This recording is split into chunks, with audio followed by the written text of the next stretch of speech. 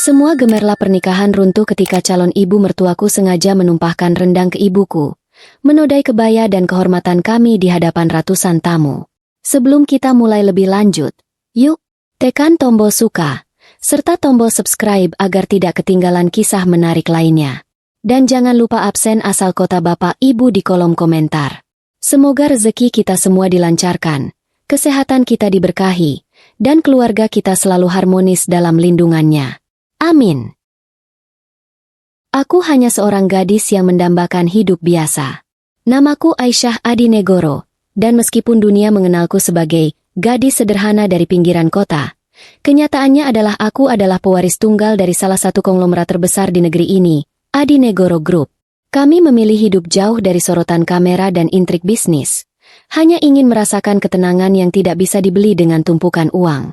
Tepat malam sebelum hari besarku, Ibunda Rina sibuk di dapur menyiapkan rendang warisan keluarga. Aroma pedas gurih yang khas itu tidak hanya menguar di seluruh rumah, tetapi juga membawa beban tradisi dan doa tulus seorang ibu. Ibuku berhenti mengaduk sebentar, lalu menatapku dengan mata yang penuh kekhawatiran. Ia cemas karena telah mendengar kabar bahwa calon mertuaku, Nyonya Ratna, terlalu sering mengkritik pilihan hidup kami yang tidak berkelas. Awal mula ketegangan itu muncul saat jamuan makan malam keluarga Hartono yang mewah. Ruangan itu begitu berkilauan, seolah semua perabotan harus memancarkan kekayaan, termasuk Nyonya Ratna yang tampak seperti menara berlian berjalan. Saat itu, Nyonya Ratna menatap ibuku dari ujung kepala hingga ujung kaki dengan ekspresi jijik, lalu menyindirku tentang gaun sederhanaku dan mempertanyakan kenapa ayahku tidak tercantum di daftar pengusaha elit. Tibalah hari yang seharusnya menjadi puncak kebahagiaan, dengan dekorasi resepsi yang begitu megah. Pilihan Nyonya Ratna, tentu saja, karena katanya, ini adalah pernikahan pewaris. Ibuku datang, membawa rendang warisan yang telah dimasak dengan sepenuh hati, berniat memberikan sepotong kebaikan untuk Bara. Namun, di tengah keramaian, Nyonya Ratna melangkah cepat, lalu sengaja menabrak bahu ibuku. Mangkuk rendang warisan itu jatuh dan isinya yang panas menodai kebaya ibuku, sementara aroma rempah-rempah yang mahal bercampur dengan bau malu. Nyonya Ratna langsung histeris, menuduh ibuku sengaja merusak acara mahalnya dan menghina masakan rendang itu sebagai makanan kampungan yang tak pantas dibawa ke sana. Dadaku terasa sesak melihat wajah ibuku yang gemetar menahan air mata dan rasa panas. Aku menoleh ke arah Bara, berharap ia akan membela ibuku. Tetapi ia hanya berdiri kaku, menunduk, tak berani melawan tatapan tajam ibunya sendiri. Melihat ibuku diperlakukan seperti sampah dan bara yang pengecut, semua rasa sakit di hatiku berubah menjadi amarah yang dingin. Di hadapan ratusan tamu undangan yang tercengang, aku melepaskan cincin yang baru saja disematkan Bara. Aku menyatakan dengan lantang bahwa pernikahan ini dibatalkan, lalu menggandeng ibuku, meninggalkan kemewahan palsu itu tanpa menoleh ke belakang. Dalam perjalanan pulang, aku memeluk ibuku, membiarkan air mata kepedihan dan amarah mengalir deras. Saat itu, tekadku bulat. Aku harus mengakhiri masa anonimitas ini. Aku segera menghubungi Bapak Wisnu Adinegoro, ayahku, dan memintanya untuk mengaktifkan kembali identitas dan kekuatan Adinegoro Group. Inilah saatnya mereka tahu siapa yang mereka hina, dan aku akan melancarkan rencana pembalasan yang elegan, jauh dari kata kekerasan. Balas dendamku dimulai dengan dingin, bertahap, dan tak terlihat. Adinegoro Group mulai memonopoli proyek-proyek besar yang diincar oleh Nusantara Property, tempat Tuan Hartono bekerja sebagai eksekutif. Semuanya terasa seperti kecelakaan bisnis yang tak terhindarkan bagi mereka, tetapi dampaknya nyata. Keluarga Hartono mulai panik ketika kartu kredit Nyonya Ratna ditolak dan Tuan Hartono kehilangan jutaan karena semua proyeknya lenyap di udara. Puncak dari sandiwara ini terjadi ketika Tuan Hartono dipanggil ke ruang rapat dan dipecat. Perusahaannya, Nusantara Property, telah diakuisisi penuh. Tak lama setelah Tuan Hartono terpuruk, aku dan ayah masuk ke ruangan itu. Aku kini mengenakan setelan bisnis yang elegan, bukan lagi gaun pengantin yang kusut. Aku menatap Tuan Hartono yang pucat, lalu mengungkapkan bahwa gadis sederhana yang istrinya hina adalah pemilik sejati kekuatan yang menghancurkan karirnya. Beberapa hari kemudian, keluarga Hartono datang ke rumah sederhanaku, tidak lagi dengan kilauan berlian, melainkan dengan wajah sembab dan penuh penyesalan. Nyonya Ratna bersimpuh di kaki ibuku, memohon maaf dengan isak tangis yang tulus, mengakui bahwa mereka buta oleh kesombongan. Aku tahu hatiku tidak mencari kepuasan dari kehancuran mereka, melainkan pengakuan. Ibuku dan aku memaafkan mereka, sebab dendam hanya akan melahirkan luka baru. Aku menyerahkan kembali dokumen perusahaan kepada Tuan Hartono, dengan satu pesan. Balas dendamku bukanlah untuk mengambil kekayaan, melainkan untuk memberikan pelajaran seumur hidup bahwa harga diri jauh lebih mahal dari harta. Kami berpisah dengan damai, membawa pelajaran yang tak terlupakan. Aku melanjutkan hidupku sebagai Aisyah Adinegoro yang seutuhnya, tanpa bara, tetapi dengan kehormatan yang utuh. Aroma pedas gurih rendang warisan keluarga sudah mulai menyeruak, memeluk seluruh penjuru rumah minimalisku dengan kehangatan yang meyakinkan. Ini bukan sekadar bau masakan, tetapi bau ketenangan yang selalu kurindukan. Bau rumah yang berhasil kami ciptakan setelah meninggalkan gemerlap palsu masa lalu. Di rumah kecil ini, tidak ada lampu kristal mewah atau perabotan antik yang berharga miliaran. Hanya ada kayu yang sudah mulai usang, bantal-bantal tua yang nyaman, dan sebuah cermin besar yang tergantung di ruang tengah. Cermin yang sudah menemaniku sejak aku masih anak-anak. Cermin yang menjadi saksi bisu setiap tawa dan air mata yang kami rahasiakan. Kami menyebutnya rumah normal. Meskipun aku tahu, bagi sebagian orang, definisi normal kami ini jauh dari kata wajar. Ibunda Rina, dengan kebaya sederhananya yang agak longgar, bukan karena kekayaan kami habis, tetapi karena beliau memang lebih suka yang nyaman, sedang sibuk di dapur. Ia mengaduk rendang di kuali besar, bukan kuali stainless steel modern, melainkan kuali hitam legam yang sudah diwariskan turun-temurun, kuali yang usianya mungkin lebih tua dari usia pernikahan ayah dan ibu. Kuali itu, kata ibuku, adalah simbol ketahanan. Semakin lama dipanaskan, semakin kuat ia menahan panas, sama seperti cinta yang harus terus dipanaskan oleh ujian. Rendang ini, yang resepnya dijaga begitu ketat hingga aku sendiri belum boleh tahu bumbu rahasia intinya, adalah tradisi keluarga Adinegoro yang sudah berjalan puluhan tahun. Setiap anggota keluarga yang akan memulai babak baru, entah itu pembukaan bisnis besar atau, seperti aku, memulai sebuah pernikahan, harus mencicipi rendang ini. Ini adalah persembahan doa dan harapan. Setiap tetes santan kental yang dimasak menjadi bumbu kaya rasa itu adalah curahan kasih sayang ibuku untuk kebahagiaan rumah tanggaku kelak. Aku berdiri di ambang pintu dapur, memandangi ibuku yang begitu anggun meskipun dengan keringat yang mulai membasahi pelipis. Di usianya yang sudah matang, ibuku tetap memancarkan aura ketenangan, aura seorang wanita yang memilih untuk meninggalkan kekuasaan duniawi demi kedamaian batin. Senyumnya selalu menenangkan, tetapi saat ini, aku menangkap ada lapisan kesedihan dan kekhawatiran yang tebal di matanya. Aku tahu, ia memikirkan Nyonya Ratna. Kami sudah terlalu lama memilih hidup dalam bayangan, menikmati anonimitas yang berharga. Sejak aku kecil, ayah dan ibu selalu menanamkan nilai kerendahan hati. Mereka bilang, kekayaan sejati ada di dalam diri, bukan di rekening bank. Jadi, ketika aku bertemu bara dan jatuh cinta, aku memutuskan untuk tidak pernah mengungkapkan identitas asliku. Bara mencintaiku sebagai Aisyah, gadis yang bekerja sebagai penulis lepas dengan pendapatan cukup. Dan itu, bagiku, adalah cinta yang murni dan tanpa embel-embel. Cinta yang kucari selama ini. Masalahnya, keluarga bara, terutama Nyonya Ratna, tidak pernah terbiasa dengan definisi cinta yang serumit itu. Aisyah sayang, kemarilah sebentar. Panggil ibuku dengan suara lembut yang khas. Aku segera mendekat, memeluknya dari belakang, menyandarkan kepalaku di bahu beliau yang sudah menggendongku melalui segala badai kehidupan. Ibu masih saja memasak. Harusnya ibu istirahat. Besok adalah hari besar ibu juga. Bisikku, menggodanya. Ibuku tertawa kecil. Suara tawa yang sangat kurindukan dan selalu berhasil meredakan gelisahku. Ibu tidak bisa. Nak, rendang ini harus sempurna. Ini adalah doa terbaik ibu untukmu.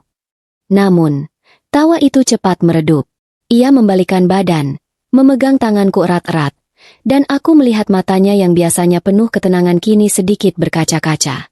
Ibu tidak menyangka putri kecil ibu sebentar lagi akan menjadi istri orang. Ibu bahagia sekali, sungguh, katanya, tetapi ada jeda yang terlalu lama sebelum kata terakhir itu diucapkan. Tapi, ibu hanya sedikit khawatir. Aku menghela napas, tahu persis arah pembicaraan ini. Kekhawatiran itu memiliki nama, Nyonya Ratna. Khawatir kenapa, Bu? Tentang Bara? Tanyaku, meskipun aku tahu jawabannya tidak sesederhana itu. Ibuku menggeleng perlahan. Pandangannya menerawang ke arah jendela. Bara anak baik. Ibu tahu itu. Dia tulus mencintaimu apa adanya. Tapi keluarga mereka tampak tidak setuju dengan gaya hidup kita yang sederhana. Mereka mengira kita hanya keluarga biasa, tanpa status yang sepadan dengan mereka. Ibuku bercerita, tanpa banyak detail, tentang sindiran-sindiran halus yang pernah ia dengar dari Bara. Sindiran tentang perhiasan yang kurang, tentang rumah yang terlalu kecil, tentang absennya ayahku dari lingkaran sosialita kota. Nyonya Ratna, katanya, selalu menanyakan, bisnis apa yang diurus suamiku, dan selalu terlihat tidak puas dengan jawaban samar ibuku. Mereka terbiasa menilai orang dari merek yang melekat di tubuh, dari luasnya lantai marmer di rumah, bukan dari luasnya hati. Bagi mereka, kemewahan adalah satu-satunya mata uang yang berlaku. Ibu dengar dari Bara, Nyonya Ratna sering meremehkan kita. Nak, mereka pikir keluarga kita tidak sepadan.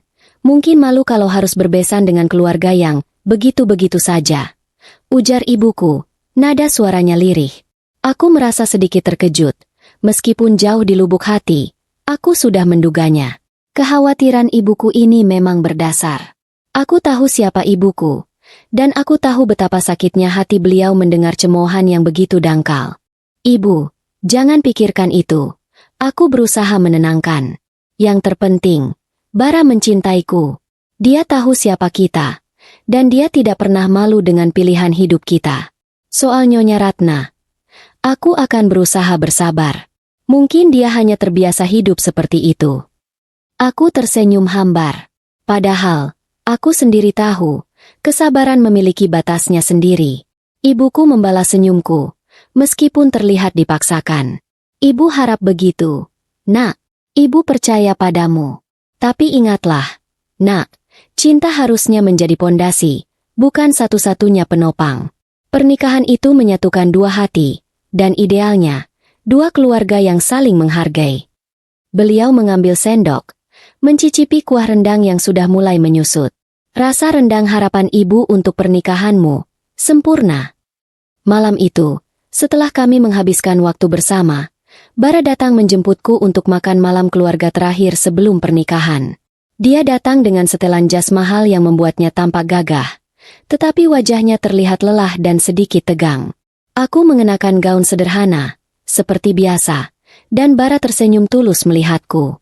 Cintanya memang tidak pernah meragukan.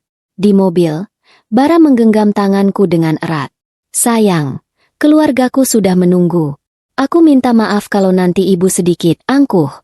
Mereka terbiasa dengan kehidupan serba mewah. Mohon maklumnya.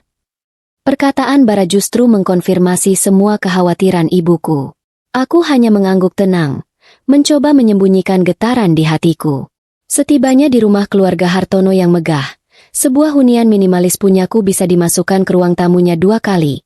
Aku merasa seperti masuk ke dalam museum pameran kekayaan. Lampu kristal besar, perabotan antik mahal, dan hiasan dinding yang katanya asli dari Italia. Semuanya serba memamerkan status. Nyonya Ratna menyambut kami, senyumnya tipis dan kaku. Matanya menyisirku dari ujung kaki ke ujung rambut. Aku tahu, aku sedang dinilai, dan nilaiku pasti jauh di bawah standar emasnya. Bara, apa ini tidak salah? Tanya Nyonya Ratna dengan nada suara yang sangat menusuk. Kamu bilang calon istrimu dari keluarga baik-baik. Kenapa penampilannya seperti ini? Bajunya bahkan tidak sebanding dengan gaun pelayan di pesta-pesta kita. Sindiran itu bagai belati tumpul yang menusuk langsung ke ulu hatiku, terasa perih dan menyesakkan. Bara segera membela, tetapi pembelaannya terasa sangat lemah. Ibu, jangan berkata seperti itu. Aisyah memang suka kesederhanaan. Kesederhanaan atau tidak punya apa-apa. Balas Nyonya Ratna dengan nada sinis yang jelas. Pantas saja ibumu tidak datang malam ini, mungkin malu. Tambahnya, tanpa melihat ibuku yang jelas-jelas baru saja membuatkan rendang warisan untuk keberkahan pernikahanku. Dadaku serasa dihimpit batu. Ibuku tidak datang bukan karena malu, melainkan karena menghormati tradisi rendang warisan yang harus diselesaikan tanpa gangguan. Sebuah ritual yang jauh lebih berharga daripada pamer harta di depan orang asing. Di meja makan, Nyonya Ratna terus melontarkan sindiran halus tentang kemewahan yang harus dimiliki menantu dari keluarga terhormat. Tuan Hartono, ayah Bara, tidak membantu sama sekali. Ia hanya diam, lebih fokus pada piring porselennya, seolah membenarkan setiap ucapan istrinya. Aku hanya bisa menunduk, mencoba menelan kenyataan pahit bahwa aku akan menikah dengan Bara, tetapi akan berhadapan dengan keluarga yang memandang rendah diriku hingga ke tulang. Aku berharap, besok di hari pernikahan, semua prasangka dan penghinaan ini akan hilang, terbawa angin. Malam itu, di mobil, Bara kembali meminta maaf atas perlakuan ibunya. Maafkan ibuku, sayang. Dia memang seperti itu. Tapi aku janji, setelah kita menikah, semuanya akan baik-baik saja. Aku hanya tersenyum hambar. Jauh di lubuk hati, aku merasa ada jurang yang menganga lebar antara aku dan keluarganya. Jurang itu bukan diisi oleh perbedaan harta, tetapi oleh perbedaan nilai dan harga diri. Aku pulang ke rumah, memeluk ibuku erat-erat, dan mencicipi sedikit rendang warisan yang kini sudah dingin. Aroma dan rasanya yang hangat biasanya selalu menenangkan, kini terasa hambar. Hati kecilku berbisik bahwa hari esok tidak akan berjalan semulus yang kuharapkan. Ancaman di mata Nyonya Ratna terasa lebih nyata daripada janji Bara. Namun, rendang warisan itu mengingatkanku pada satu hal. Aku adalah putri dari keluarga yang punya kehormatan, dan kehormatan itu tidak akan kubiarkan diinjak-injak oleh siapapun. Tiba-tiba, aku teringat lelucon ayahku setiap kali kami harus menghadiri acara resmi Adinegoro Group secara rahasia. Ayah selalu berkata, "Aisyah, ingat, orang kaya sejati tidak perlu memamerkan kekayaannya, karena kekayaan mereka sudah terbukti dari kualitas hidup dan kedamaian hati. Kalau ada yang pamer berlebihan, anggap saja mereka sedang menjual promo diskon harga diri." Aku tertawa kecil dalam hati, mencoba memecah ketegangan yang mencekik. Nyonya Ratna tampaknya sedang menjual promo diskon besar-besaran, dan aku, sebagai calon menantunya, enggan membeli. Malam itu, aku tidur dengan rendang warisan di meja samping, tahu bahwa esok akan menjadi hari terpanjang dalam hidupku. Udara pagi itu terasa dingin dan tegang, seolah langit pun tahu ada drama kelas berat yang akan dimainkan di ballroom mewah hari ini. Mobil sederhana yang kami sewa terasa seperti perahu kecil yang akan berlayar ke tengah badai. Aku mengenakan gaun pengantin yang anggun, tentu saja, tetapi aku memilih desain yang klasik dan sederhana. Tidak ada manik-manik berlebihan yang bisa menandingi kilauan Nyonya Ratna. Ibuku, di sampingku, mengenakan kebaya biru laut yang dijahitkan khusus. Tampak berseri meskipun wajahnya menyimpan kekhawatiran yang semalam kubaca. Pernikahan ini diadakan di Hotel Bintang 5 pilihan Nyonya Ratna, yang menurutnya, hanya yang terbaik yang pantas untuk putra tunggalnya. Dekorasi yang disajikan memang megah, setiap sudut dipenuhi mawar putih dan lilin kristal, menciptakan kesan yang terlalu formal dan kaku, sangat berbanding terbalik dengan kehangatan yang kuharapkan. Ketika kami melangkah masuk, aku sudah merasa seperti memasuki panggung sandiwara, bukan altar suci. Nyonya Ratna sudah berdiri di area penerima tamu, mengenakan gaun yang, aku yakin, harganya bisa membeli mobil yang kukendarai. Ia tampak seperti ratu yang sedang memeriksa prajuritnya. Begitu matanya menangkap siluet ibuku, senyum kaku yang tadi ia berikan kepada kolega bisnisnya langsung menghilang digantikan ekspresi datar. Ia melangkah mendekatiku dan Bara yang sudah menanti, tetapi pandangannya sepenuhnya tertuju pada ibuku. "Astaga, Rina," sapanya. Tetapi nada suaranya tidak mengandung kehangatan sedikit pun, malah terdengar seperti seruan kaget yang dibuat-buat. "Aku kira untuk acara penting seperti ini, kamu akan mengenakan sesuatu yang lebih, wah, jujur saja, kebaya itu terlalu biasa untuk acara sekaliber ini. Ini kan pernikahan pewaris, bukan acara pengajian," katanya. Suaranya cukup lantang agar beberapa tamu di dekat kami bisa mendengarnya, yang tentu saja membuat pipiku memerah karena malu. Ibuku tersenyum, senyum yang selalu kuhargai karena begitu tenang dan tulus, meskipun dihantam sindiran yang menyakitkan. "Terima kasih, Ratna. Bagiku, keindahan hati lebih berharga daripada perhiasan manapun. Lagi pula, aku sudah terlalu tua untuk hal-hal yang berlebihan." Respon ibuku begitu elegan, membuat Nyonya Ratna mendengus pelan. Jelas-jelas tidak puas dengan jawaban tersebut. Tidak berhenti di situ, Nyonya Ratna kembali menatapku dengan tatapan meremehkan. "Lihatlah dirimu, Aisyah. Kamu cantik. Iya, tapi gaunmu. Kenapa tidak memilih gaun rancangan desainer terkenal? Kamu tahu, Bara adalah putra tunggalku, satu-satunya pewaris. Kami ingin menantunya bisa dihormati di kalangan sosial kami, bukan malah membuat kolega ayahmu bertanya-tanya. Aku menarik napas dalam-dalam, berusaha menahan emosi yang mulai mendidih. Aku tahu, ini adalah strateginya, menghancurkan harga diri kami secara perlahan di depan umum. Tuan Hartono, ayah Bara, yang berada di samping istrinya, hanya diam. Ia terlihat lebih tertarik mengamati karangan bunga di sudut ruangan daripada interaksi yang jelas-jelas menyakitkan ini. Keheningan Tuan Hartono terasa bagiku sebagai pembenaran atas setiap kata-kata pedas Nyonya Ratna. Bara, meskipun mencoba menggenggam tanganku erat-erat, tidak berani menyela ibunya. Aku merasakan jeda yang lucu dan ironis di tengah ketegangan itu, membayangkan betapa terkejutnya Nyonya Ratna jika tahu bahwa gaun sederhanaku itu dibeli dari hasil keuntungan penjualan properti yang nilainya ratusan kali lipat dari harga berlian di lehernya. Tapi aku tetap diam, menjaga janji untuk hidup sederhana. Namun, harga diriku mulai berteriak. "Maaf, Tante Ratna," kataku akhirnya, berusaha menjaga suaraku tetap tenang. Aku mencintai Bara bukan karena hartanya, dan aku memilih gaun ini karena aku suka. Kehormatan bukan datang dari merek, tetapi dari bagaimana kita menghargai orang lain.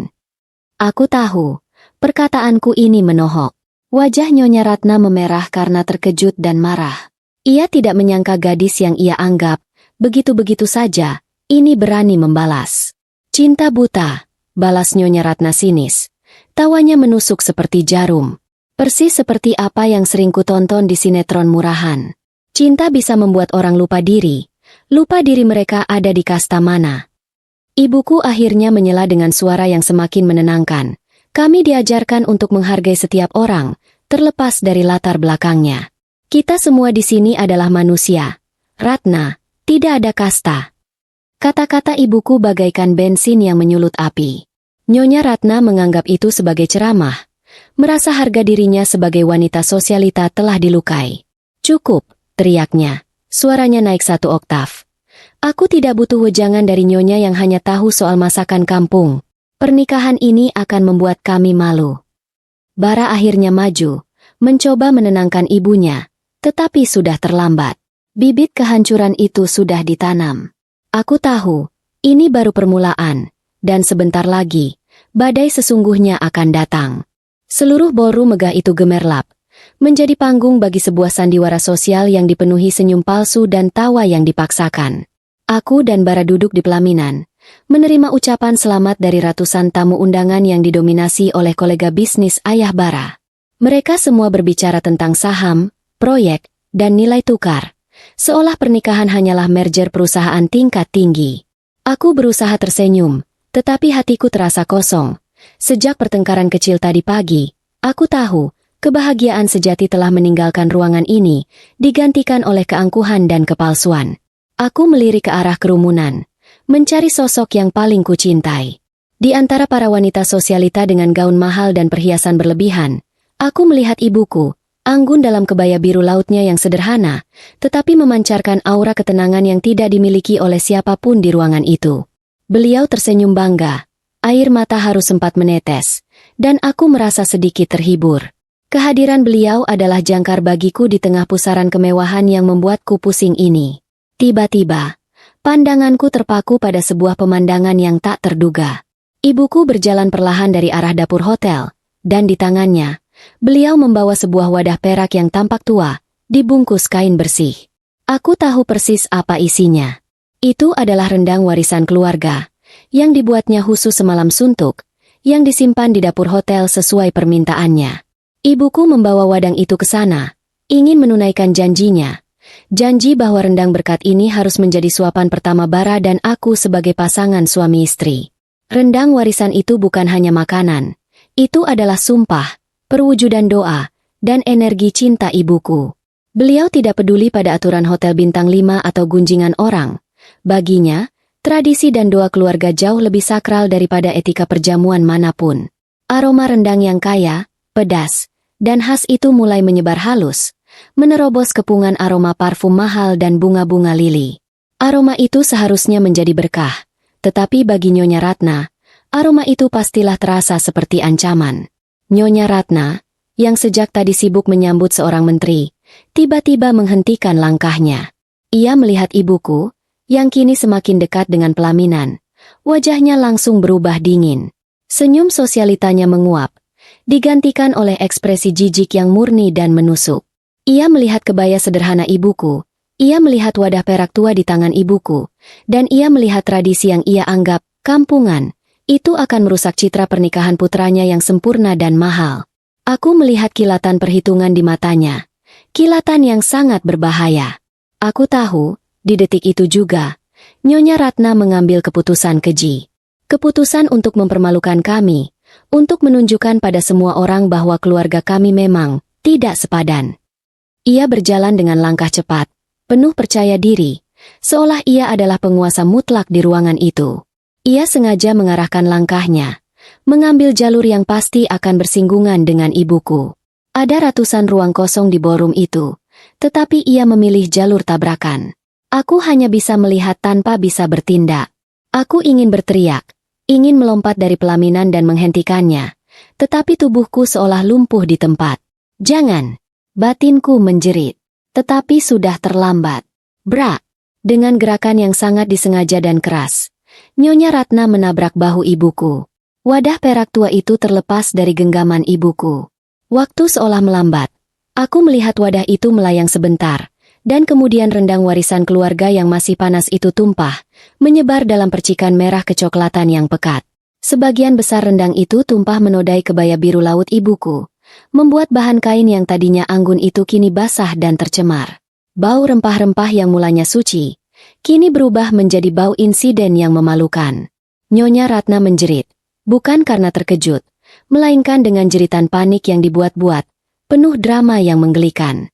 Ia langsung meraih kakinya, tempat sebagian kecil rendang itu mengenai kulitnya, dan bersikap seolah ia adalah korban, bukan pelaku. Astaga! Teriaknya dengan volume yang cukup untuk menghentikan musik dansa. Apa yang kamu lakukan? Kau menodai gaun mahalku. Seketika, seluruh ruangan hening. Musik berhenti. Para tamu yang tadi sibuk mengobrol tentang pasar saham kini diam 1000 bahasa. Semua mata, ratusan pasang mata yang penuh rasa ingin tahu dan menghakimi, tertuju pada ibuku. Ibuku berdiri di sana, terkejut, kebayanya basah dan ternoda, menahan rasa panas dan malu yang luar biasa. Ia terlihat gemetar, dan aku bisa melihat air mata mulai menggenang di matanya yang tulus. Ibuku segera merunduk, berusaha meminta maaf dengan suara yang bergetar. Maaf, maafkan aku, Ratna. Katanya lirih. Permintaan maaf itu justru memicu amarah palsu Nyonya Ratna. Maaf. Lihat apa yang kau lakukan. Kau merusak acara sakral ini dengan masakan kampungmu. Kau mau pamer bumbu pedas di sini? Apa kau tidak punya mata? Teriak Nyonya Ratna, kini dengan nada yang lebih keras, penuh kekuasaan, menumpahkan segala kebencian kelas yang ia rasakan. Nyonya Ratna terus melontarkan kata-kata pedas, menyerang tidak hanya kebaya dan rendang itu, tetapi juga harga diri ibuku. Ia menuduh ibuku sengaja membuat ulah untuk mencari perhatian. Dia menyebut masakan itu sebagai sampah yang tidak pantas berada di lingkungan mereka. Ini bukan lagi tentang kecelakaan. Ini adalah eksekusi publik terhadap kehormatan ibuku. Dari pelaminan, aku melihat semuanya. Jantungku terasa berhenti berdetak. Aku melihat ibuku, wanita yang paling kuhormati di dunia ini, yang mengorbankan segalanya demi kedamaian dan kebahagiaanku, diperlakukan seperti pengemis yang merusak pesta. Aku melihat air mata yang ditahan ibuku, dan air mata itu seperti bensin yang membakar habis sisa-sisa kesabaranku. Rendang itu bukan hanya sekadar makanan, itu adalah sumpah suci. Dan kini, sumpah itu telah dinodai oleh keangkuhan yang paling menjijikan. Aku melihat Bara. Ia berdiri kaku di sampingku. Wajahnya pucat. Ia terlihat malu, tetapi ia tetap diam. Ia tidak bergerak. Ia tidak membela. Ia tidak berani menentang ibunya. Keheningan Bara lebih menyakitkan daripada 1000 makian Nyonya Ratna. Keheningan itu berkata, cintaku tidak cukup kuat untuk melindungi ibumu. Rasa sakit itu, rasa malu yang menyengat itu, tiba-tiba berubah menjadi kekuatan yang membara. Di detik itu, di tengah kemewahan yang kosong, aku tahu garis batas telah kulewati. Aku tidak akan membiarkan penghinaan ini berlalu begitu saja. Keputusan itu muncul, secepat kilat menyambar. Ini bukan lagi soal pernikahan. Ini adalah soal harga diri, soal kehormatan yang harus kubela. Aku bangkit dari kursi pelaminan. Gaun pengantin yang seharusnya membawa kebahagiaan kini terasa begitu berat dan menyakitkan.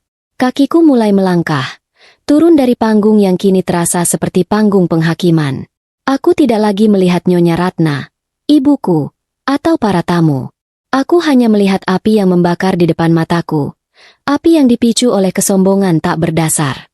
Aku melangkah, meninggalkan bara yang masih membeku dalam keheningannya. Aku menuju ibuku, menuju api itu, dan aku tahu, aku akan membuat mereka semua menyesal karena telah melukai wanita yang paling kusayangi di dunia ini. Langkahku turun dari pelaminan terasa seperti guntur di tengah keheningan yang mematikan, mengakhiri suasana palsu yang diciptakan oleh kemewahan ini. Aku tidak lagi merasakan beban gaun pengantin yang kubawa, karena beban harga diri yang terinjak jauh lebih berat. Aku berjalan lurus ke arah ibuku, yang masih gemetar di lantai ballroom, menahan malu dan rasa panas dari rendang yang tumpah. Aku meraih tangan ibuku, yang terasa dingin dan basah, dan menatap noda pekat di kebaya birunya. Itu bukan hanya noda makanan, melainkan noda penghinaan yang harus dibayar mahal. Air mataku akhirnya tumpah, bukan karena kesedihan semata, tetapi karena rasa sakit yang mendalam melihat wanita paling kusayangi diperlakukan serendah ini. Tante Ratna, tante sudah keterlaluan, kataku. Suaraku terdengar tenang tetapi memiliki ketajaman yang menakutkan. Aku tidak berteriak, aku hanya menyatakan fakta, dan itu jauh lebih menusuk. Aku menatap lurus ke mata Nyonya Ratna. Matanya yang tadi penuh amarah dan drama kini sedikit gentar menghadapi ketenangan dingin yang kurasakan. Nyonya Ratna segera kembali ke mode agresifnya. Tak mau kehilangan panggung. Keterlaluan bagaimana, Aisyah? Jelas-jelas ibumu yang ceroboh. Dia yang membawa-bawa masakan kampung ke acara pentingku. Kau ini sudah diberi kesempatan emas. Kenapa malah membuat keributan dengan keluarga yang tidak jelas ini? Suaranya melengking tinggi, mencoba menutupi rasa malunya yang sebenarnya. Keluarga tidak jelas. Aku tersenyum tipis, senyum yang tidak mencapai mata. Tante, ibuku membuat rendang itu dengan doa, dengan cinta. Itu adalah tradisi keluarga kami. Jauh lebih berharga daripada semua berlian di leher tante. Dan tante sengaja merusak itu. Tante menghina kami. Apa tante pikir harga diri kami bisa dibeli atau diinjak-injak begitu saja? Bara akhirnya tersentak dari keterkejutannya. Wajahnya pucat pasi, seperti baru bangun dari mimpi buruk. Ia bergegas menghampiriku, mencoba menggenggam tanganku. Sayang, jangan begini. Ini hari pernikahan kita. Ini hanya kecelakaan kecil. Aku janji akan membelikan Ibu Rina kebaya yang lebih baik, 10 kali lebih mahal, dan kita selesaikan masalah ini baik-baik. Aku menepis tangan Bara, pelan, tetapi tegas. Tatapanku menatap lurus ke matanya. Mata yang pernah kupercayai. Hanya kecelakaan. Bara? Ibuku dihina, dilecehkan, di hari paling bahagia dalam hidupku, dan kau hanya diam saja. Air mataku kini mengalir deras karena pengkhianatan kecil itu. Itu adalah keheningan yang mematikan. Keheninganmu adalah penolakan terhadap kehormatanku. Aku mencintaimu, Bara. Aku sungguh mencintaimu, bisikku. Nadaku penuh kesakitan yang mendalam. Tetapi cintamu tidak cukup kuat untuk membela ibuku dari ibumu sendiri. Cintamu hanya ada saat kita berdua, tetapi runtuh di hadapan arogansi keluargamu. Kau telah gagal menjadi suamiku bahkan sebelum kita resmi menjadi suami istri. Kerumunan tamu mulai berbisik-bisik. Spekulasi bertebaran. Mereka tidak tahu aku adalah pewaris Adinegoro, tetapi mereka menyaksikan drama yang jauh lebih menarik daripada pernikahan yang seharusnya terjadi. Nyonya Ratna, yang kembali berteriak tentang aib dan uang, kini tidak lagi kudengarkan. Fokusku hanya pada Bara. Aku melihat penyesalan di matanya, tetapi penyesalan itu tidak sebanding dengan harga yang harus dibayar oleh kehormatan ibuku. Aku tahu, jika aku tetap menikah dengannya, hidupku akan dipenuhi dengan penghinaan yang sama, dan aku akan selalu sendirian dalam membela keluargaku. Aku menarik napas panjang, mengumpulkan seluruh keberanian terakhirku.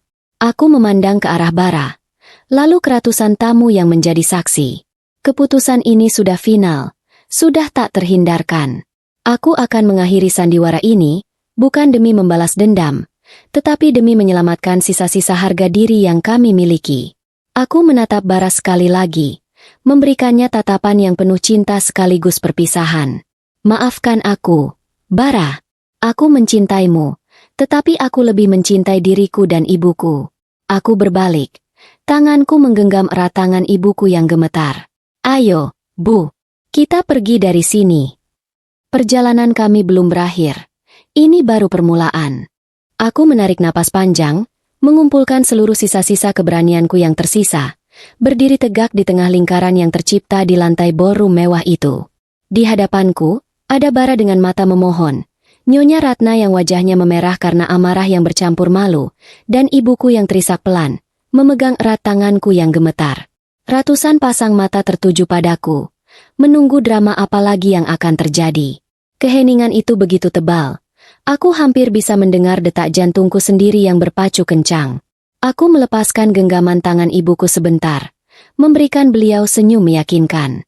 Aku kemudian melangkah maju satu langkah lagi, menempatkan diriku sebagai pusat perhatian, sebagai pemegang kendali cerita yang baru. Aku melihat kilatan lampu kamera dari beberapa tamu yang tidak tahu malu, sibuk merekam adegan ini untuk menjadi gosip terpanas esok hari. Aku tidak peduli. Kehormatan ibuku lebih penting daripada skandal sosialita. Maafkan aku, Bapak dan Ibu sekalian. Kataku, suaraku kini terdengar lantang, tenang, dan jelas, mengisi setiap sudut ruangan, memecah kebekuan. Setiap kataku ucapkan dengan penekanan yang kuat dan penuh kesadaran. Sebagai mempelai wanita yang telah lama merencanakan hari ini, dengan kesadaran penuh dan hati yang hancur, aku menyatakan bahwa pernikahan ini dibatalkan. Dampak dari 4 kata itu lebih dahsyat daripada ledakan bom. Sejenak, keheningan total melanda ruangan.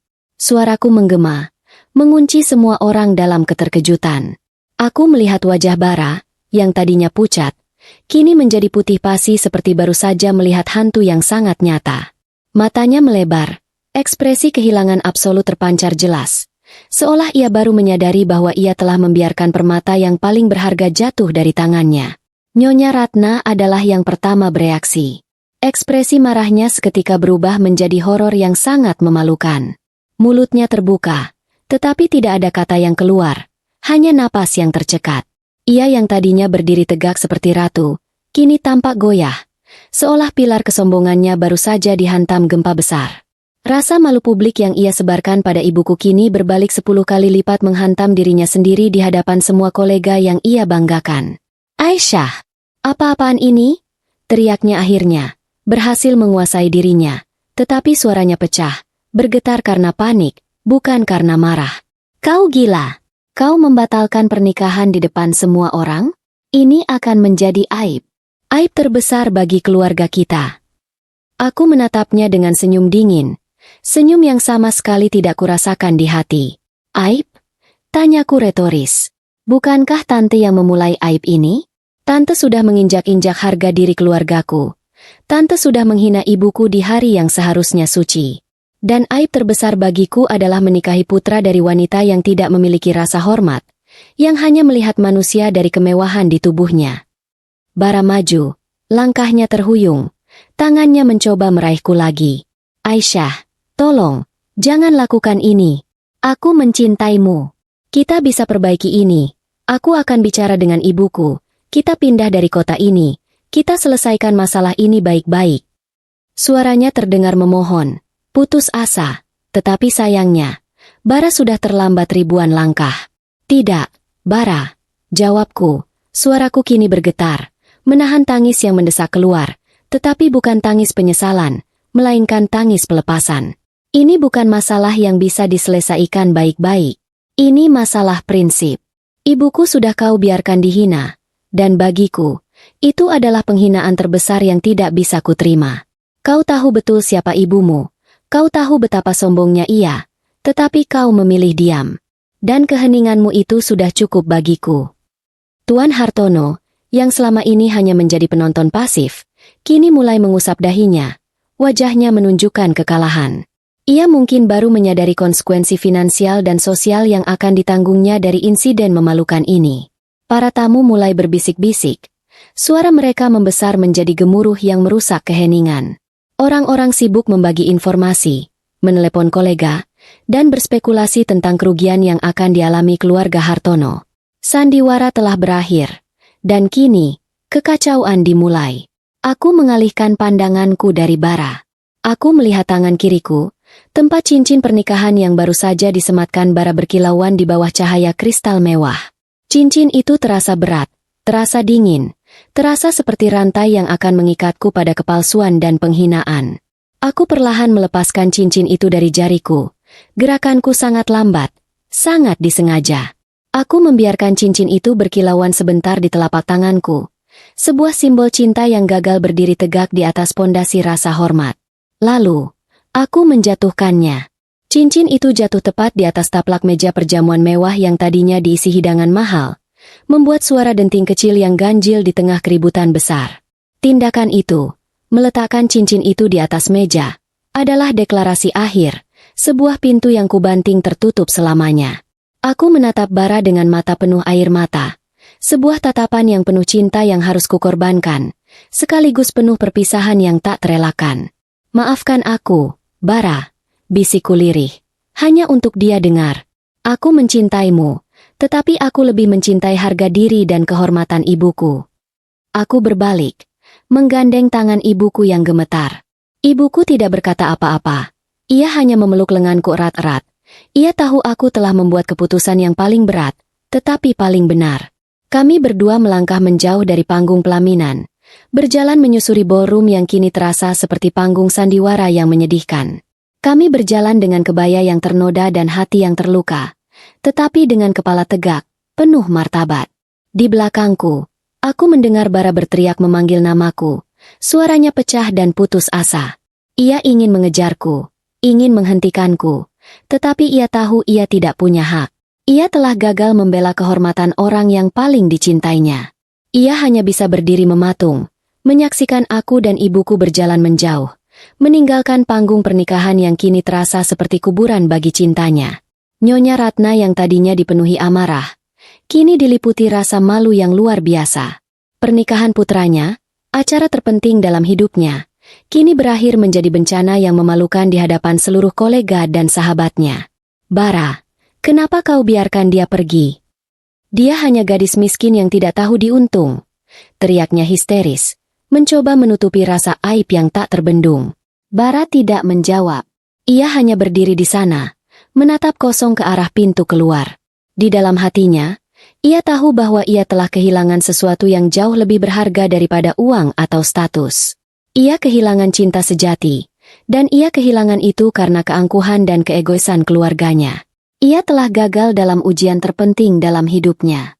Kami berjalan keluar dari pintu hotel, meninggalkan semua kemewahan dan kepalsuan di belakang. Di luar, di bawah sinar matahari yang terik, ibuku memelukku erat-erat. Aisyah, kamu sudah membuat keputusan yang benar. Ibu bangga padamu. Air mataku kembali tumpah, bukan air mata kesedihan, melainkan air mata kelegaan. Aku telah mengorbankan mimpiku, tetapi aku telah menyelamatkan harga diriku dan kehormatan ibuku. Dan di pelukan hangat ibuku, sebuah tekad baru muncul, membuat mereka menyesal. Kesunyian di dalam taksi terasa lebih menusuk daripada keramaian yang baru saja kami tinggalkan, mengukir kehancuran di setiap sudut mobil kecil itu. Gaun pengantin putih yang seharusnya menjadi simbol awal kehidupan bahagia, kini terasa berat dan menyakitkan, seolah kain sutra itu memikul seluruh rasa malu dan pengorbanan. Aku duduk di samping Ibunda Rina, membiarkan air mata yang kutahan di depan Nyonya Ratna dan para tamu tumpah membasahi gaunku. Ibuku tidak banyak bicara.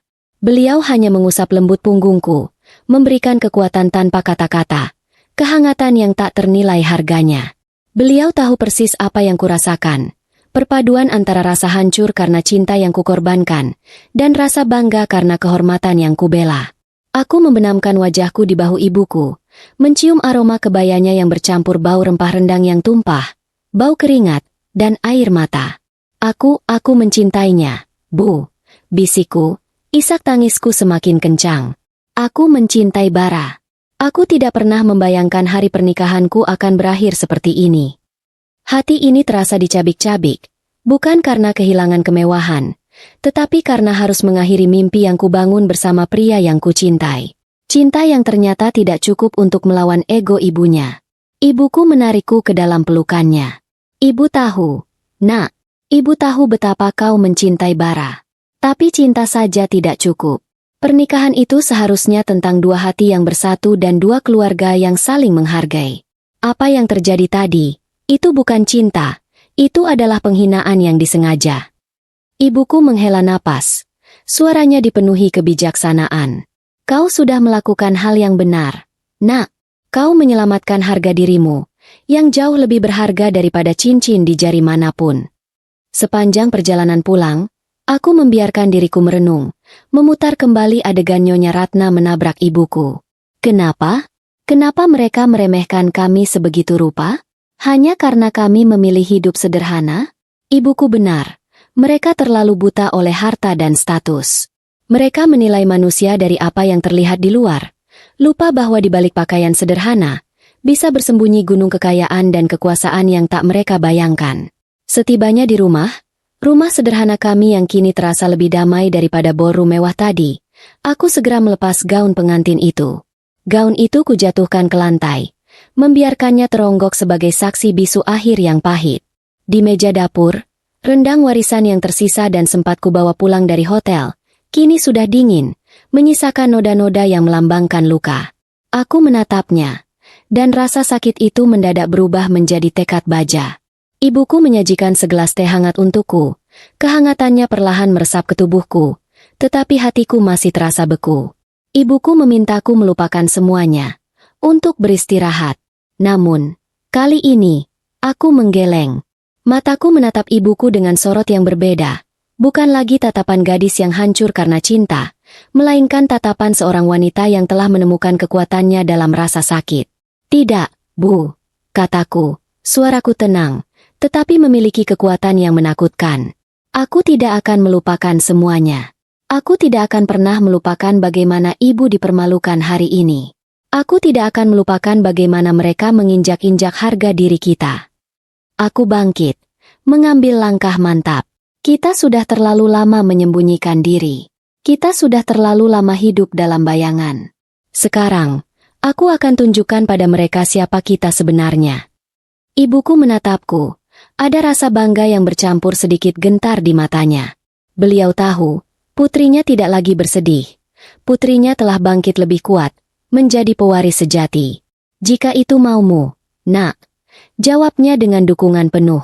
Tapi ingat, Aisyah, balas dendam terbaik bukanlah dengan kekerasan, melainkan dengan cara yang elegan. Tunjukkan pada mereka bahwa kita jauh lebih berkelas dari yang mereka kira. Aku tersenyum. Senyum itu tidak lagi tulus, melainkan dingin dan penuh makna. Aku tahu, Bu, aku akan membuat mereka menyesal tanpa menyentuh sehelai pun rambut mereka. Misi ini bukan lagi tentang bara atau pernikahan. Ini adalah tentang memulihkan kehormatan keluarga Adinegoro. Aku mengambil telepon genggam sederhanaku, model lama yang sengaja kupakai agar sesuai dengan peran gadis sederhana selama ini. Jari-jariku mengetik sebuah nomor yang sudah lama tidak kuhubungi, nomor yang kuhafal di luar kepala, nomor milik Bapak Wisnu Adinegoro, ayahku. Bapak Wisnu adalah seorang legenda bisnis yang disegani, tetapi ia juga adalah ayah yang pengertian. Telepon tersambung. Suara ayah terdengar tenang dan berwibawa. Halo, sayang. Ayah sudah mendengar semuanya. Bara sudah menelepon ayah semalam. Aku terkejut. Bara menelepon ayah. Ya, dia memohon agar ayah menghentikanmu, agar ayah membujukmu kembali. Tapi ayah katakan padanya, keputusan ada di tanganmu. Ayah tidak bisa memaksa putri ayah menikahi pria yang tidak bisa membela kehormatan ibunya. Air mataku menetes lagi, kali ini air mata haru. Ayahku selalu mendukungku, selalu menjunjung tinggi kehormatan. Terima kasih, ayah, kataku. Suaraku tercekat. Jadi, apa rencanamu, sayang? Tanya ayahku. Nadanya kini beralih menjadi suara seorang pebisnis ulung, penuh keseriusan. Ayah, selama ini kita hidup sederhana. Aku ingin ayah mengaktifkan kembali identitas kita. Aku ingin ayah meluncurkan kembali Adinegoro Group secara besar-besaran. Aku ingin ayah membuat gebrakan di dunia bisnis. Aku mulai menjelaskan. Suaraku semakin yakin dan tegas.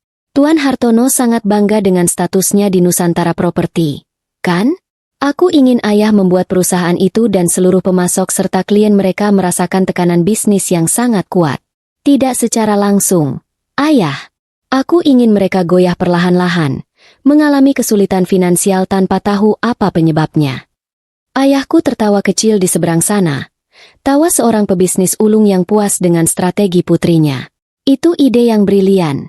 Sayang, balas dendam yang elegan. Ayah suka itu. Jadi, siapa nama perusahaan yang harus kita tekan? Nusantara Property. Ayah, Tuan Hartono adalah manajer senior di sana. Perusahaan itu bergerak di bidang properti. Ayah tahu pemiliknya. Ulang ayahku. Mereka adalah perusahaan yang baru merangkak naik, dan kebetulan, mereka adalah salah satu klien kecil kita. Ayah akan pastikan mereka merasakan tekanan dari segala arah. Kontrak akan dibatalkan. Pemasok akan menaikkan harga, dan bank akan menarik pinjaman. Mereka akan tercekik perlahan-lahan. Pembicaraan itu berlanjut selama hampir 1 jam. Aku tidak lagi berbicara sebagai anak yang terluka, melainkan sebagai seorang ahli strategi bisnis yang telah dididik ayah sejak kecil. Kami menyusun rencana strategis yang cermat, memastikan setiap langkah yang kuambil tidak akan bisa dilacak kembali ke Aisyah Adinegoro yang sederhana. Ayah, aku juga ingin kita mulai melakukan investasi besar di bidang properti, dan aku ingin itu semua di bawah nama perusahaan kita. Kataku, kini suaraku terdengar penuh otoritas. Aku akan memulainya dengan membeli lahan-lahan strategis yang mungkin juga diincar oleh Nusantara Property. Kita harus mendahului mereka di setiap tikungan. Ide bagus. Ayah akan segera siapkan tim hukum dan keuangan. Kita akan bergerak besok pagi. Nak. Setelah menutup telepon, aku menatap ibuku. Ini baru permulaan, Bu. Mereka akan merasakan sendiri bagaimana rasanya hidup di bawah tekanan. Ibuku memelukku. Ibu tahu kamu bisa. Nak, lakukan ini dengan bijaksana. Jangan biarkan amarah menguasai hati. Tunjukkan pada mereka bahwa kita jauh lebih berkelas dari yang mereka kira. Kamu bukan lagi Aisyah yang disembunyikan. Kamu adalah pewaris Adinegoro yang sah. Malam itu, di dalam rumah sederhana yang terasa begitu aman, sebuah janji diucapkan. Janji untuk bangkit, janji untuk membela kehormatan, dan janji untuk membuat orang-orang yang meremehkan kami menyesal dengan cara yang paling elegan. Aku kembali ke meja kecilku, menyalakan komputer, dan mulai menganalisis laporan keuangan Nusantara Property. Permainan telah dimulai, dan kali ini, aku tidak akan bermain sebagai pihak yang kalah. Bulan pertama setelah pembatalan pernikahan yang menggemparkan itu terasa seperti aku memegang kendali atas sebuah mesin raksasa yang bergerak tanpa suara. Aku tidak lagi menghabiskan waktu meratapi cinta yang hilang, melainkan berkutat di depan layar komputer, menganalisis laporan, dan membuat keputusan strategis. Aku bekerja dari rumah sederhana ini, di balik tirai anonimitas yang masih kujaga, menyaksikan ayah dan tim Adinegoro Group melaksanakan setiap langkah rencanaku dengan presisi tinggi. Tekanan mulai terasa di Nusantara Property dengan sangat halus. Awalnya, Tuan Hartono hanya menganggapnya sebagai kemunduran bisnis biasa. Proyek-proyek besar yang seharusnya mereka menangkan, tiba-tiba lenyap, dimenangkan oleh entitas misterius yang selalu mengajukan tawaran sedikit lebih tinggi. Lahan-lahan strategis yang sudah hampir mereka kunci, mendadak dibeli oleh perusahaan cangkang yang ternyata sepenuhnya di bawah kendaliku. Nusantara Property mulai kehilangan taringnya di pasar properti. Aku membaca laporan tentang kebingungan Tuan Hartono.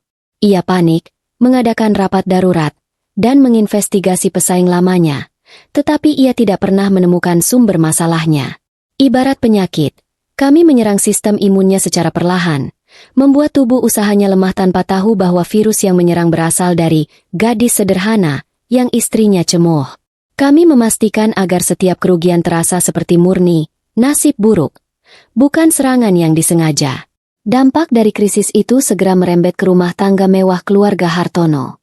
Nyonya Ratna, yang selama ini hidup dalam gelembung kemewahan dan arogansi, adalah yang pertama merasakan akibatnya. Laporan keuangan menunjukkan bahwa dana kas mereka menipis drastis karena Tuan Hartono harus menutupi kerugian proyek yang tiba-tiba gagal. Hal yang paling menghancurkan bagi Nyonya Ratna, tentu saja, adalah kartu kreditnya mulai ditolak. Aku tersenyum tipis saat membaca laporan tentang kegagalan kartu kredit Nyonya Ratna di sebuah butik perhiasan ternama. Itu bukan sekadar kegagalan transaksi, itu adalah runtuhnya status sosialnya. Ia yang terbiasa menjadi pusat perhatian, kini harus menghadapi bisikan kasir dan tatapan iba, atau lebih buruk, tatapan menghina dari sesama sosialita. Ia yang sangat memandang rendah orang lain karena kemiskinan, kini dipaksa mencicipi sedikit rasa kehinaan finansial. Itu adalah humor yang elegan bagiku. Melihat keangkuhan setebal itu dihancurkan oleh kode transaksi yang gagal. Di kediaman Hartono, suasana yang tadinya dipenuhi tawa angkuh dan rencana liburan mahal, kini digantikan oleh ketegangan, perdebatan, dan rasa panik yang merayap. Nyonya Ratna mulai histeris, menuduh Tuan Hartono tidak becus mengurus keuangan. Ia berteriak, tidak mau hidup miskin seperti gadis itu, merujuk kepadaku. Paranoia menguasai dirinya. Ia bahkan mulai menuduhku menggunakan ilmu hitam atau santet untuk menghancurkan mereka. Aku tahu, Bara menyaksikan semua kehancuran ini dari dekat. Ia terisolasi. Semua usahanya menghubungiku gagal. Aku mengganti nomor telepon dan memblokir semua media sosial. Ia tidak bisa lari dari fakta bahwa kehancuran ini dimulai karena keheningannya di hari pernikahanku. Ia melihat ayahnya yang gagah kini tampak renta dan bingung, dan ibunya yang histeris dan penuh kebencian. Penyesalan Bara pastilah terasa 10 kali lebih menyakitkan daripada rasa sakit yang kurasakan karena membatalkan pernikahan. Tuan Hartono, semakin hari semakin putus asa. Ia adalah manajer senior. Ia tahu cara kerja bisnis, tetapi ia tidak bisa menemukan celah untuk melawan. Pemasok lama mereka tiba-tiba menaikkan harga hingga batas tak masuk akal, dan mitra bisnis yang sudah berjalan puluhan tahun mendadak membatalkan kontrak. Semuanya merujuk pada perubahan kebijakan tak terhindarkan. Tuan Hartono hanya bisa bergumam pada dirinya sendiri. Yakin ada kekuatan besar yang tak terlihat yang sedang bermain, menyerang mereka dari segala sisi. Aku sengaja membuat tekanan ini terasa lambat, bukan menghancurkan mereka dalam semalam. Kehancuran yang cepat mungkin hanya menimbulkan amarah, tetapi kehancuran yang lambat akan memunculkan kesadaran dan penyesalan yang mendalam. Tujuan utamaku bukan mengambil uang mereka, tetapi mengambil kembali rasa hormat yang mereka curi dari ibuku. Aku ingin mereka mengerti bahwa nilai seseorang tidak diukur dari ketebalan dompet, tetapi dari martabatnya. Suatu sore, aku menerima laporan di tabletku. Nusantara Properti sudah diambang kehancuran.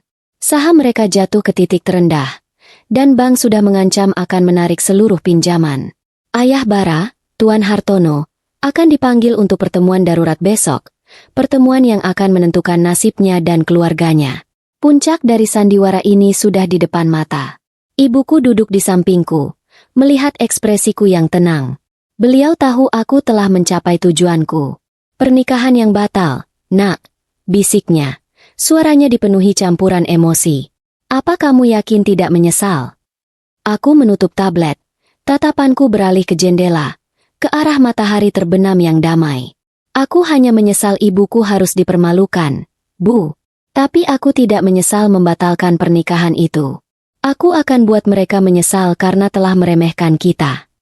Kekuatan yang kurasakan kini bukan lagi berasal dari uang ayahku, tetapi dari martabat yang kupertahankan.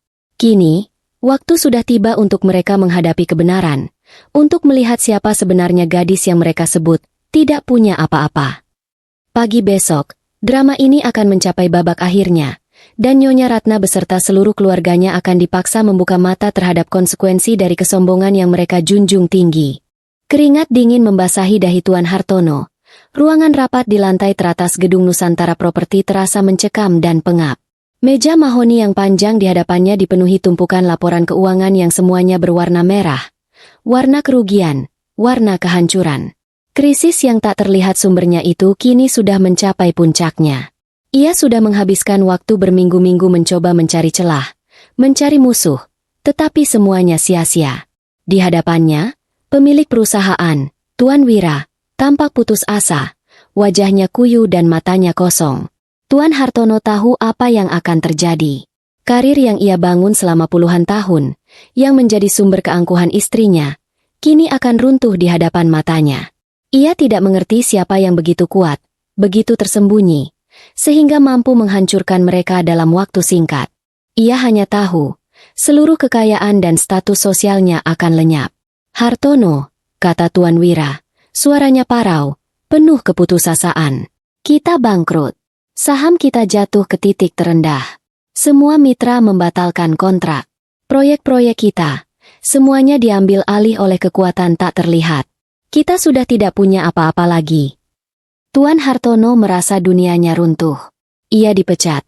Setelah puluhan tahun mengabdi, ia kini tidak punya apa-apa. "Siapa, Tuan? Siapa yang melakukannya?" tanya Tuan Hartono. Suaranya bergetar, dipenuhi kepanikan dan amarah yang tak tertuju. Tuan Wira menggeleng pasrah. "Aku tidak tahu namanya, tetapi ini adalah operasi terstruktur. Kita tidak punya pilihan lain." Tepat pada saat itu, pintu ruangan rapat terbuka dengan suara berderit. Semua mata tertuju ke arah pintu. Masuklah seorang pria parubaya yang memancarkan aura wibawa yang luar biasa, mengenakan setelan jas mahal yang pas di tubuhnya. Setiap langkahnya terasa penuh kekuasaan, bukan kekuasaan yang diteriakan, melainkan kekuasaan yang diakui secara alami. Tuan Wira segera berdiri. Wajahnya menunjukkan rasa hormat yang mendalam, membungkuk rendah. "Selamat datang, Tuan Adinegoro," sapa Tuan Wira. Dada Tuan Hartono berdebar. Nama Adinegoro terasa familiar, tetapi ia tidak yakin.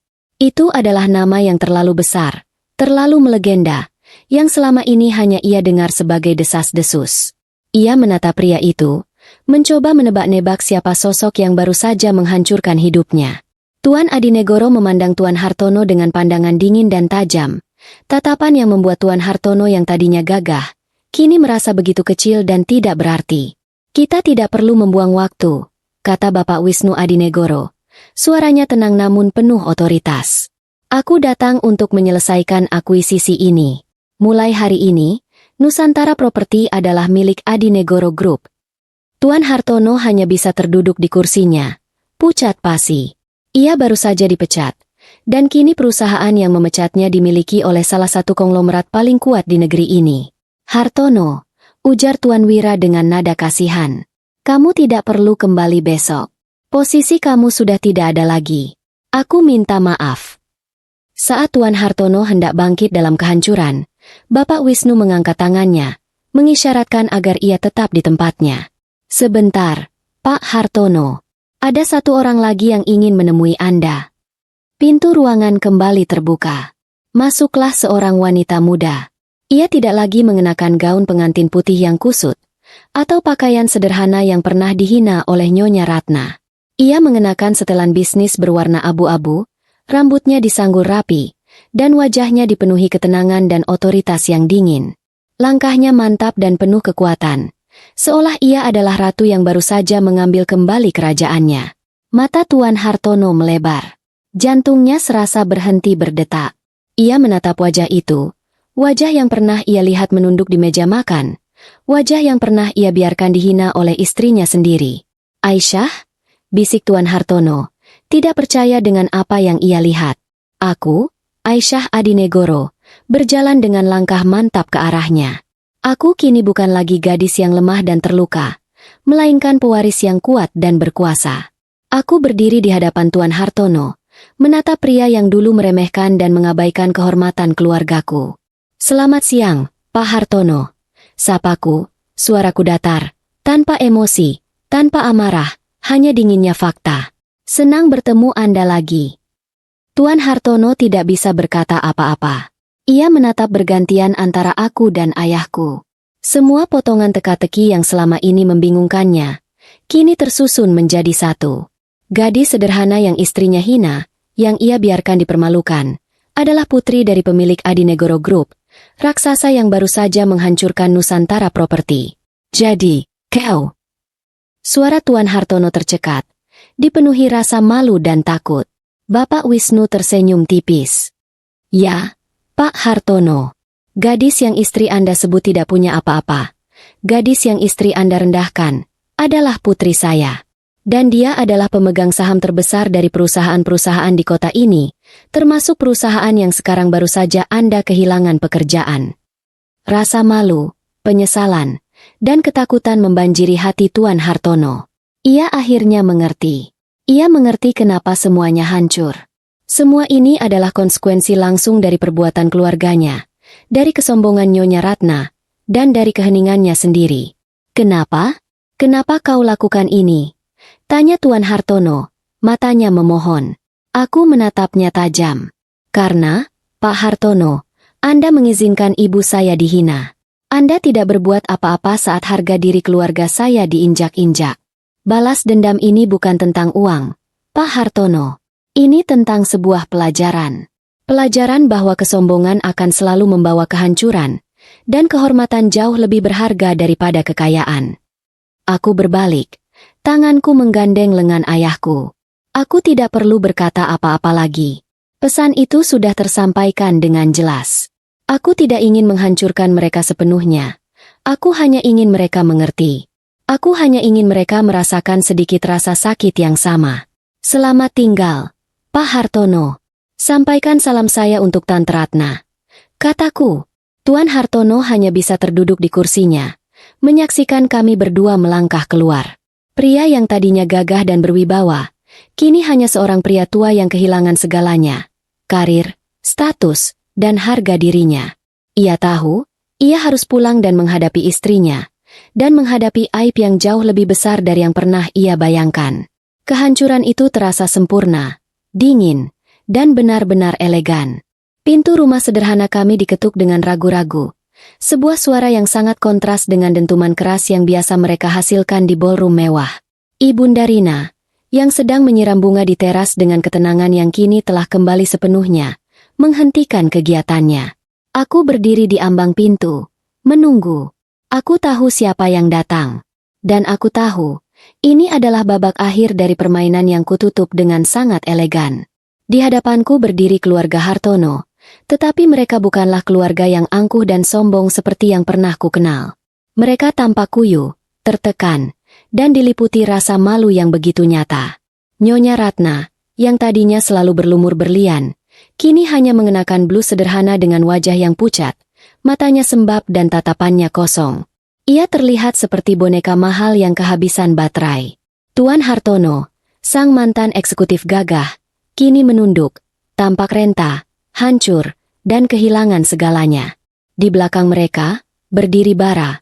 Wajahnya dipenuhi penyesalan yang mendalam, tidak berani menatapku atau ibuku. Ibuku memandang mereka tanpa ekspresi, lalu menoleh ke arahku, mengisyaratkan bahwa saatnya telah tiba. Aku melangkah ke samping, membiarkan ibuku yang berbicara terlebih dahulu. Ibuku adalah hati dari keluarga ini, dan pengampunan harus datang dari beliau. Ada apa, Ratna? Hasan?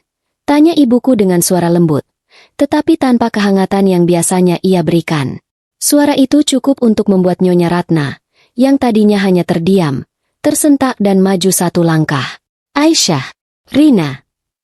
Suara Nyonya Ratna terdengar parau, pecah, jauh dari nada melengking sombong yang biasa ku dengar.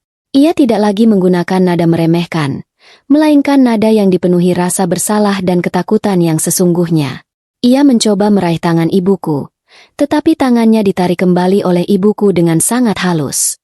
Gerakan kecil itu seolah menegaskan batasan yang telah mereka langgar. Maafkan kami, ucap Nyonya Ratna, dan isak tangisnya pecah seketika, mengalir deras membasahi wajahnya yang tanpa riasan tebal. Tangis itu terasa nyata, sebuah hasil dari kehilangan status dan kekuasaan. Ini bukan lagi drama untuk menarik perhatian. Ini adalah luapan rasa malu yang tidak tertahankan. Tanpa diduga, Nyonya Ratna beringsut, bersimpuh di kaki ibuku, memeluk lutut beliau.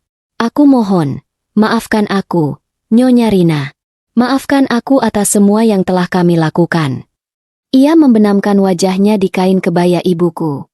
Maafkan aku sudah menghina Anda. Maafkan aku sudah menumpahkan rendang warisan itu di kebaya Anda. Maafkan aku sudah membuat putri Anda menanggung malu. Kami tidak tahu. Kami benar-benar tidak tahu. Melihat Nyonya Ratna, Wanita yang pernah meremehkan ibuku di depan ratusan orang, kini bersimpuh di kaki beliau di teras rumah sederhana kami, memberiku sebuah rasa puas yang dingin. Tetapi rasa puas itu cepat berlalu, digantikan oleh kekosongan. Aku menyadari, kehancuran mereka tidak memberiku kebahagiaan sejati. Tuan Hartono, mantan manajer yang gagah, kini ikut bersimpuh di sebelah istrinya. Wajahnya yang tegar kini dipenuhi air mata penyesalan. Kami buta, Aisyah. Kami terlalu buta oleh harta. Kami meremehkan kalian. Kami meremehkan pilihan hidup kalian. Kami minta maaf atas semua perbuatan kami. Maafkan kami, Aisyah. Kami sudah kehilangan segalanya. Ibuku mengangkat Nyonya Ratna dan Tuan Hartono. Jangan begitu, Ratna. Hartono, berdirilah, kata ibuku dengan lembut. Suaranya dipenuhi ketenangan yang menguasai. Kami sudah memaafkan kalian. Nyonya Ratna terkejut. Air matanya berhenti mengalir. Tapi kami sudah melakukan hal yang sangat buruk. Rina, anakmu telah menghancurkan kami. Tentu saja, jawab ibuku. Tapi dendam tidak akan membuat keadaan menjadi lebih baik. Kami sudah memaafkan kalian. Kami memaafkan perbuatan kalian. Tetapi kami harap kalian tidak memaafkan pelajaran yang kalian dapatkan. Ibuku menatapku, memberikan isyarat bahwa kini giliran aku yang harus menutup babak ini. Aku mengambil langkah maju, membiarkan aura kekuasaan yang kupelajari dari ayahku terpancar. Aku menatap Nyonya Ratna dan Tuan Hartono. Tante, Om, kataku, suaraku tenang dan penuh ketegasan. Balas dendam bukanlah tujuan utamaku. Tujuan utamaku adalah agar kalian mengerti bahwa harga diri tidak bisa dibeli dengan uang. Bahwa kesombongan akan selalu jatuh pada waktunya. Pandanganku beralih ke Bara. Ia berdiri di sana, matanya penuh penyesalan dan cinta yang hilang. Bara, aku mencintaimu, dan aku tidak pernah menyesali cinta itu, kataku. Tetapi aku juga tidak menyesali keputusanku untuk membatalkan pernikahan. Karena keputusan itu adalah satu-satunya cara untuk membela harga diri keluargaku. Kau tahu, cintamu harusnya memberimu keberanian untuk bersuara, tetapi kau memilih keheningan. Aku berjalan ke meja kecil di teras, mengambil sebuah map coklat dari sana. Map itu berisi dokumen yang kusiapkan semalam, yang kusimpan di rumah sederhana ini sebagai akhir dari rencana besarku. Aku menyerahkannya kepada Tuan Hartono yang masih terhuyung. Ini, kataku, ini adalah dokumen pengembalian perusahaan Nusantara Properti. Tuan Hartono, Nyonya Ratna, dan Bara terperangah. Mereka tidak percaya dengan apa yang mereka dengar. Mereka pikir mereka akan kehilangan segalanya. Hidup sebagai orang miskin yang mereka hina. Mereka menyangka aku akan mengambil alih kekuasaan dan menghancurkan mereka. Ayahku tidak pernah ingin memiliki perusahaan itu. Jelasku. Dia hanya ingin kalian merasakan apa yang telah kalian lakukan pada kami. Kami ingin kalian merasakan bagaimana rasanya kehilangan segalanya hanya karena arogansi. Nyonya Ratna menangis lagi, tetapi kali ini air mata syukur dan penyesalan yang sesungguhnya. Aisyah, Nyonya Rina, terima kasih. Kami tidak akan pernah melupakan ini. Aku tersenyum tipis, senyum yang kini lebih penuh makna. Satu hal, Tante, perusahaan itu kembali pada kalian, tetapi kalian harus mengingat pelajaran ini. Jangan pernah lagi meremehkan orang lain, karena kalian tidak pernah tahu siapa mereka sebenarnya. Aku memberikan syarat, Nusantara Properti harus tunduk pada pengawasan etis Adinegoro Group dan harus menerapkan kebijakan yang berfokus pada martabat manusia, bukan hanya keuntungan. Ayahku, dengan bijaksana, telah mengubah kehancuran menjadi kemitraan yang mendidik. Keluarga Hartono pergi. Mereka pergi dengan hati yang dipenuhi rasa malu, tetapi juga dengan pelajaran hidup yang sangat berharga. Mereka tidak lagi memiliki kekuasaan mutlak, tetapi mereka memiliki kesempatan kedua. Mereka harus membangun kembali perusahaan mereka dengan nilai-nilai baru. Aku dan ibuku kembali ke dalam rumah. Kesunyian itu terasa damai. Kamu sudah melakukannya dengan sangat baik, Nak, kata ibuku, memelukku. Balas dendam yang elegan itu lebih berharga dari segalanya. Kamu mengembalikan perusahaan itu, tetapi kamu telah mengambil kembali kehormatan kita, dan itu tak ternilai harganya. Aku tahu, Aku telah kehilangan cinta Bara, tetapi aku memenangkan diriku sendiri. Aku memenangkan martabat ibuku. Bara dan aku tidak pernah lagi menghubungi satu sama lain. Kami berdua melanjutkan hidup, tetapi dengan kenangan dan pelajaran yang tidak akan pernah terlupakan. Bara harus hidup dengan penyesalan karena keheningannya, dan aku harus hidup dengan kekuatan yang kuraih dari patah hati dan pembelaan kehormatan. Aku kembali ke dunia bisnis, tidak lagi bersembunyi. Aku mulai mengambil alih posisi di Adinegoro Group, menggunakan kekuasaan dan kekayaan yang kumiliki untuk membantu orang lain, untuk mendirikan yayasan sosial, dan untuk menciptakan perubahan positif, persis seperti yang selalu ayah dan ibuku ajarkan. Kisah tentang gadis yang membatalkan pernikahannya demi membela kehormatan ibunya menjadi sebuah legenda, sebuah kisah inspiratif yang diceritakan dari mulut ke mulut. Pada akhirnya, aku menemukan kebahagiaan sejati, bukan di pelaminan yang megah, bukan dalam tumpukan uang, melainkan di dalam pelukan hangat ibuku, di tengah kedamaian rumah sederhana kami, dan di dalam hati yang tulus yang telah membuktikan bahwa kekayaan sejati bukanlah harta yang menumpuk, melainkan harga diri yang utuh dan tak ternilai harganya. Itulah babak akhir yang sempurna, bukan kehancuran, melainkan pencerahan.